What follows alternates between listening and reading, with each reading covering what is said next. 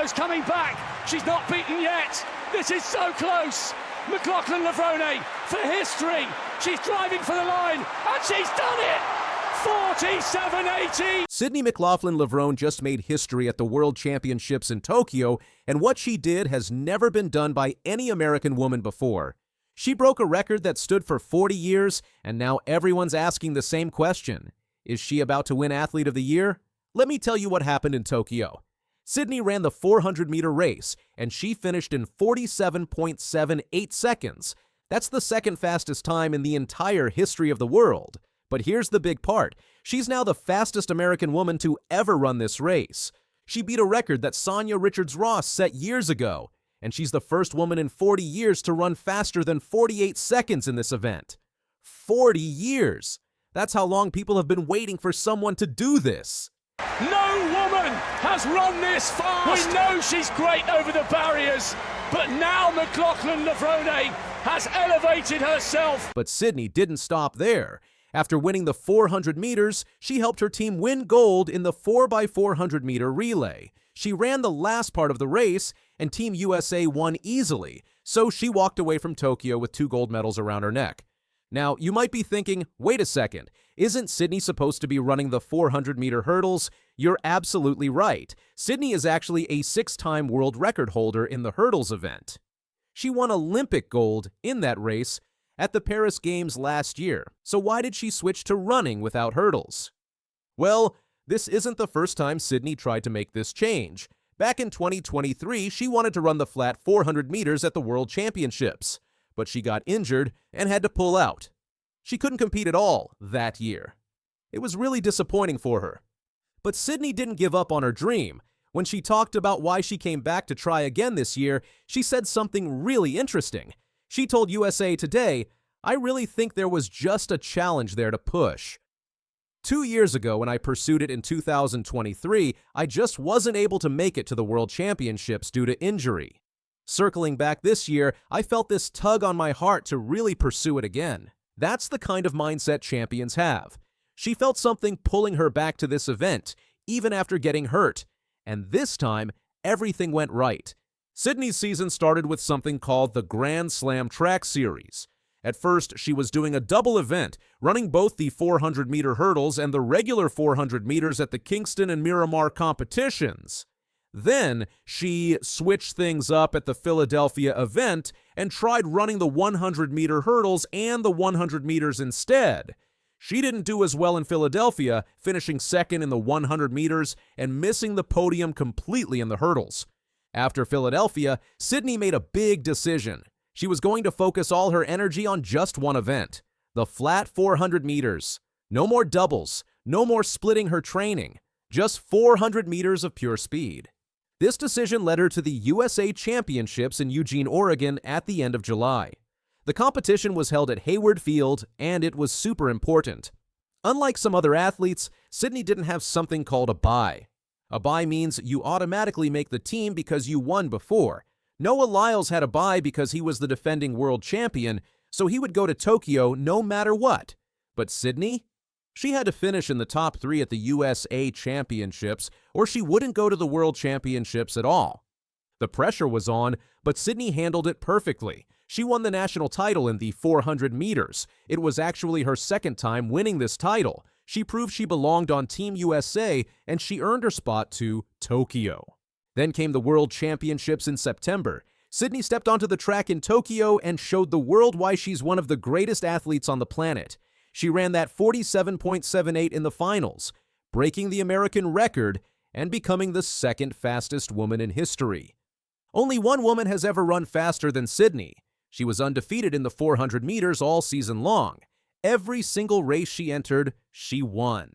Now, Sydney is nominated for not just one, but 2 major awards. First, there's the USA Track and Field Athlete of the Year Award. It's called the Jackie Joyner-Kersee Female Athlete of the Year Award, named after one of the greatest American athletes ever. Second, she's nominated for the World Athletics Track Athlete of the Year Award.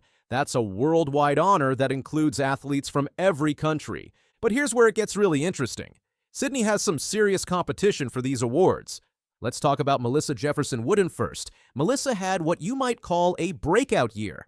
At the World Championships in Tokyo, she did something that no American woman had ever done before. She won both the 100 meters and the 200 meters at the same World Championships. She ran 10.61 in the 100 and 21.68 in the 200.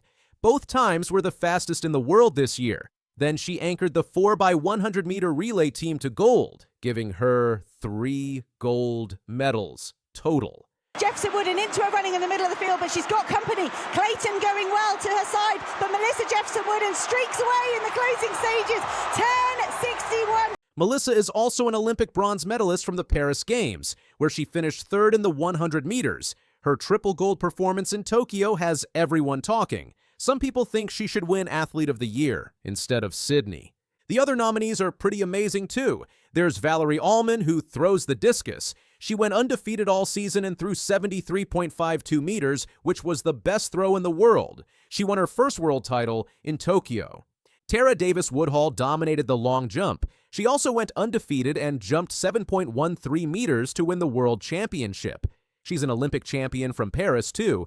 And then there's Katie Moon, who won her 4th world championship in a row in pole vault. She cleared 4.90 meters in Tokyo, 4th title in a row. That's incredible consistency. So Sydney is up against 5 other amazing athletes. Every single one of them won gold at the World Championships.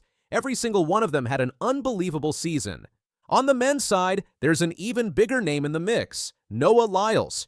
You probably know Noah from the Paris Olympics last year, where he won the 100 meters by just 0.005 of a second. It was so close that the TV announcer actually called the wrong winner at first.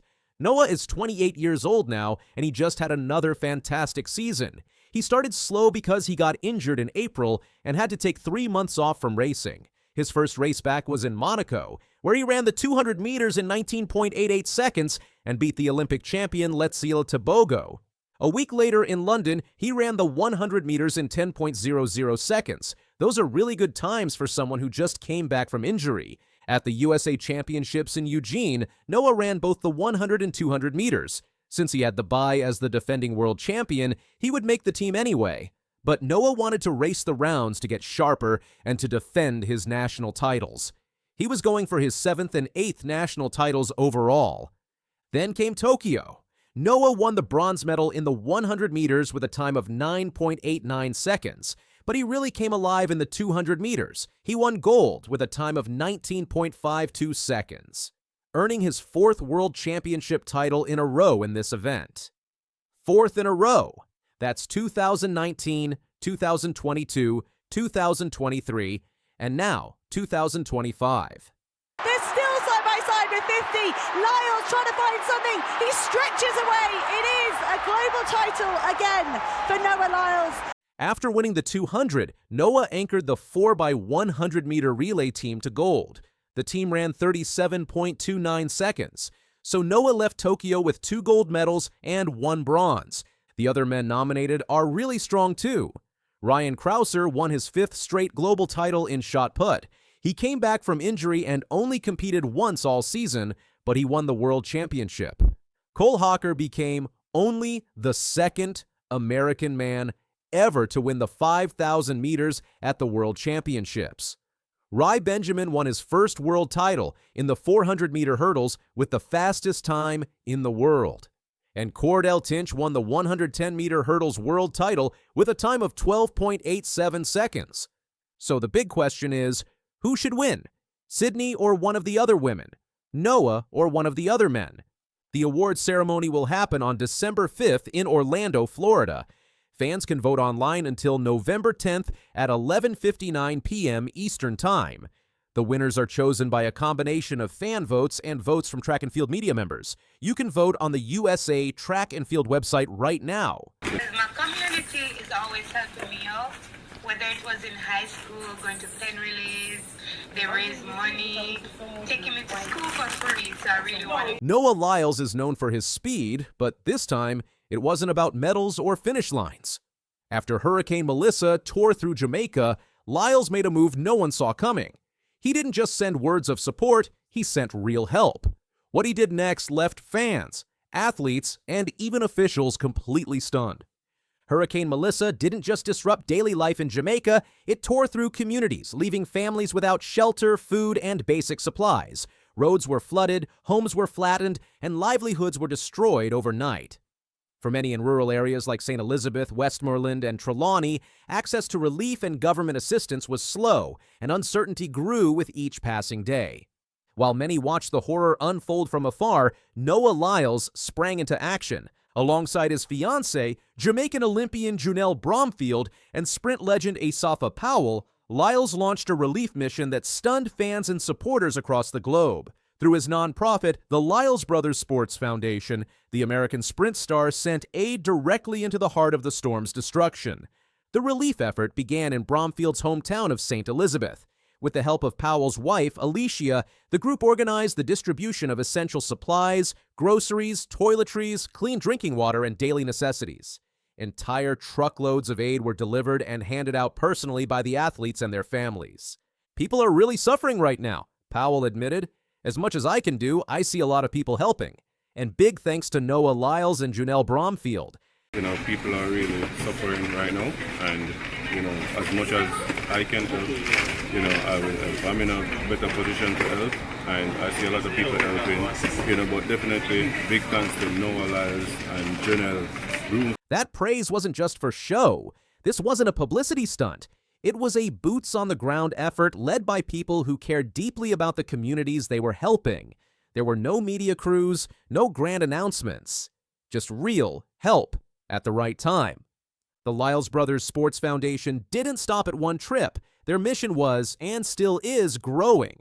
"Hey everyone," Lyles posted on X, formerly Twitter. The Lyles Brothers Sports Foundation and Asafa Powell are teaming up to send aid to smaller communities in Jamaica. We have already set a trip for St. Elizabeth. Please, help us raise money for our next trip, where we will be targeting areas in Westmoreland and Trelawney. No amount is too big or small. It was a clear and urgent call to action. Donations began flooding in from around the world. What stood out was the humility in Lyles' appeal. There was no ego, no expectations, just a sincere desire to help people in need. Noah Lyles' connection to Jamaica runs deeper than sport. His fiancée, Junelle Bromfield, is a national hero in Jamaica, known for her incredible performances on the track. But beyond their shared love for athletics, the two have shared values: compassion, leadership, and a sense of duty to their communities. Their relationship has been a source of inspiration for many fans, and this humanitarian effort only deepened that admiration. When your loved one's home is in crisis, you don't hesitate, and Lyles didn't. In past interviews, Lyles has shared his admiration for Jamaican culture, its influence on sprinting, and his desire to connect more deeply with the country. "Personally, I wanted to just do a 1-versus-1 race in Jamaica," he said in one candid moment. "Me and him just hey, we're going to sell out the whole stadium. It's just going to be me and him. Maybe throw in some, before races, have some other people do some 200 meters, 100 meters, and stuff like that." This wasn't just about competition. It was about unity, about bridging cultures and standing in solidarity during hard times. Noah Lyles is not just fast, he's focused. He has 3 Olympic medals, including a gold from the 100 meters in Paris 2024 and multiple world titles under his belt. But he's never been satisfied with only chasing records. When asked about his legacy, Lyles said, "Not yet. I still believe I need 1 more gold medal before I want to say that I'll be the greatest. I'll tell you when LA comes, and I finally do get those 3 gold medals.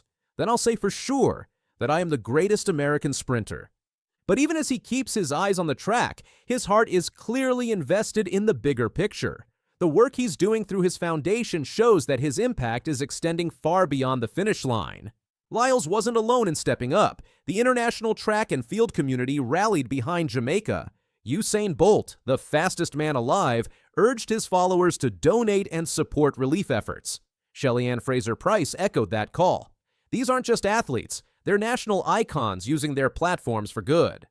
But it was Lyles' approach that stood out. His physical presence in Jamaica, his time spent with families, his hands moving boxes of supplies, these actions made a lasting impression. The Lyles Brothers Sports Foundation isn't new to service. Founded by Noah, his brother Josephus, and their mother, Keisha Kane Bishop, The organization focuses on youth empowerment, access to sports, education, and sustainable development. With this hurricane relief initiative, the foundation took a major step into international humanitarian work, and this likely won't be the last.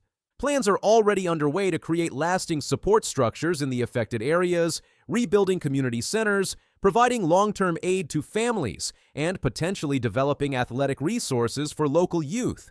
For Bromfield, returning to her hometown under such dire circumstances was emotional, but she turned that emotion into action.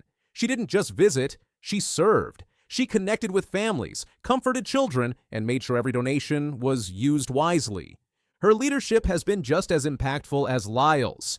The couple, set to wed soon, have already proven to be more than partners in life. They are partners in purpose. Whether or not Noah Lyles ends his career with more medals than Carl Lewis or Michael Johnson, one thing is certain, he has already carved out a legacy. He's redefined what it means to be a champion. Not just someone who wins races, but someone who runs toward the pain of others and brings hope with them. Communities like George Valley and other hard-hit areas will take years to fully recover, but they won't forget the faces that showed up when the world moved on.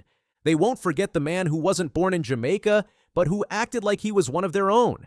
In times of tragedy, we remember who showed up. And for many in Jamaica, the name Noah Lyles now means more than world records. It means relief. It means respect. It means solidarity. Speaking in a video posted to social media, Lyles stood with his mother and fiancé and delivered a powerful message. It was a moment of humility and strength. A champion asking others to join him, not for fame, but for healing. From the tracks of Tokyo and Paris to the storm-ravaged roads of Jamaica, Noah Lyles has proven that speed isn't his only strength. His compassion, his leadership, and his willingness to serve have made him one of the most respected figures in modern sports. And he's not slowing down. This story isn't about just another act of charity, it's about a shift in how we see our heroes. Noah Lyles isn't just running for gold anymore, he's running for change. And in a world desperate for leaders who care, he's showing us all what it truly means to win. The race to recovery in Jamaica isn't over. But with people like Noah Lyles and Junelle Bromfield leading the charge, there's every reason to believe that brighter days are ahead. Because sometimes the most powerful message doesn't come in words, it comes in action. And Noah Lyles just delivered a message the world won't soon forget. Have fun. Oh. Will you marry me? Yes. Noah Lyles just gave fans something completely unexpected, and it has nothing to do with medals or records. The Olympic sprinting superstar surprised everyone by sharing new details about his upcoming wedding to Jamaican Olympian Junelle Bromfield.